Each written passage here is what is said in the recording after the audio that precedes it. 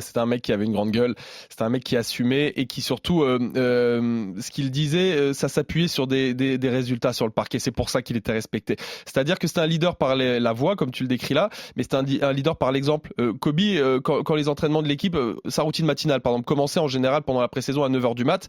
Les mecs avaient rendez-vous à 9h à la salle. Lui, et je vous jure que c'est vrai, c'est pas une légende, il arrivait à la salle, il mettait son réveil à 5h du mat. À 5h30, il était à la salle.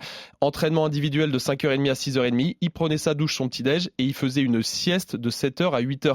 Qui fait des siestes de 7h à 8h? Je connais personne. Mais lui, il faisait ça pour être prêt et frais pour le deuxième entraînement, enfin qui était en vrai le premier entraînement. Donc à partir du moment où ton leader s'inflige des trucs pareils, et ben les mecs derrière suivaient.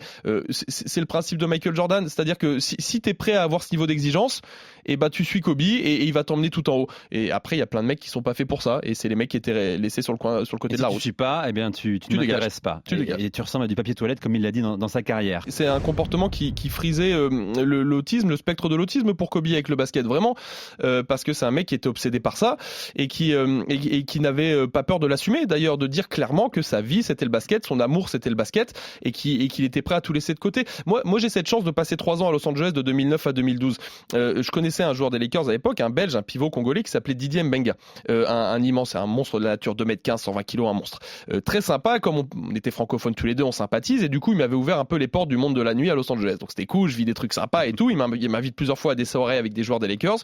En 3 ans là-bas, j'ai vu tous les joueurs des Lakers aller en soirée, en boîte, pendant la saison. Et oui, parce que ça arrive pour les joueurs NBA aussi. Kobe, je ne l'ai vu qu'une seule fois en 3 ans. C'était pour l'anniversaire de Pau Gasol, son coéquipier espagnol. À 23h, il était parti pour aller se coucher. Et il ne buvait que de l'eau ce soir-là, je vous jure que c'est vrai.